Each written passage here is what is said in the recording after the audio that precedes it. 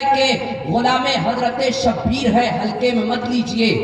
وہ باطل کے لیے شمشیر ہے ہلکے میں مت لیجئے، اور اسی سے 313 نے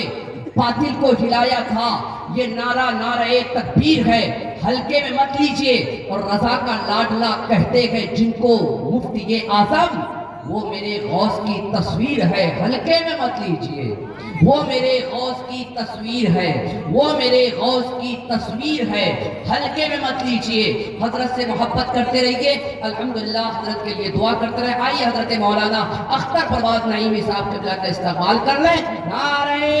تکبیر، نعرہ رسالت، مسلک اعلیٰ حضرت۔ میں دل سے شکریہ ادا کرتا ہوں،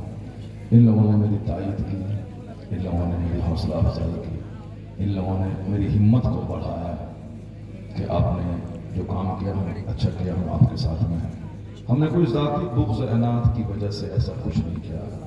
بس ہم نے جو کچھ بھی کیا ہے اپنے جلسے، اپنے مسجد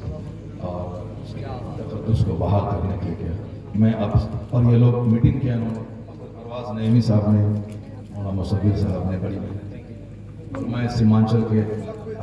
سینکڑوں ماشاءاللہ صفوں کو جمع کیا، تو میں ان سارے علماء کرام کا دل کی گہرائی سے شکریہ ادا کرتا ہوں۔ اور کم سے کم ایک بار تو ایسا موقع آیا 400-500 علماء سیمانچل ایک جگہ بیٹھ تو گئے، اب کام پہلے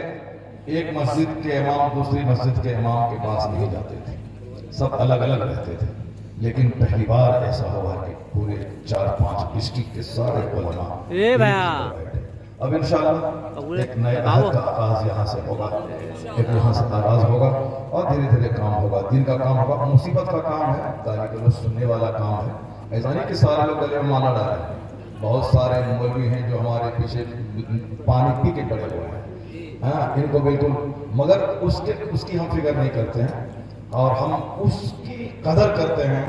جو اچھائی کی قدر کرتے ہیں اور داد دیتے ہیں۔ ہم ان محبت کرنے والوں کو دیکھتے ہیں، ان مکھی کی طرح غلاظت ہونے والوں کو ہم خاطر میں نہیں لاتے ہیں، وہ اپنا کام کرتے رہیں، ہم لوگ اپنا اچھا کام کرتے رہیں گے۔ ہمارا کوئی اپنا ذاتی مطلب اور غرض شامل نہیں ہے، مسلک، مذہب، دین، سنیت، علاقے کا، میں نے بارہا اس میں کہا تھا کہ سیمانچل کی عزت، مسلک کی عزت، پورنیہ کی عزت، ہم سارے علاقے کے علماء کی عزت کو بحال کرتے رکھتے ہوئے، دھیان میں رکھتے ہوئے بیٹھ جاؤ۔ میں نے سیمانچل، بہار، پورنیہ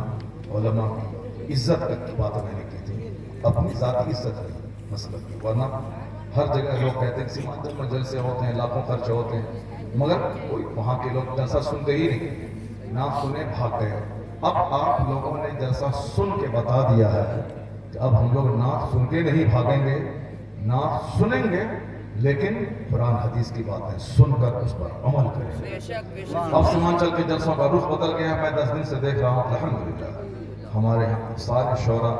نعت قاعدے سے پڑھ رہے ہیں، اور اب تقریب پہلے ہو رہی ہے، بعد میں نعت خوانی ہو رہی ہے، اسی پر عمل آج ہوتا ہے۔ ہمارے اختر میاں بڑے اچھے نعت خواں ہیں، میں اس کو ہمیشہ سراہتا ہوں،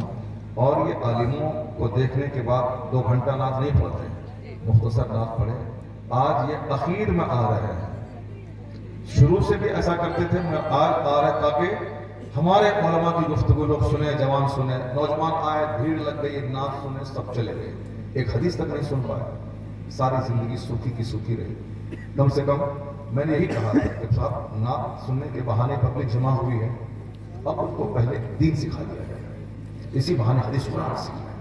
پھر اس کے بعد نعت سنیں۔ الحمدللہ ان لوگوں کی محنتوں سے اب ایک نئے عہد کا آغاز ہوا۔ اللہ تعالیٰ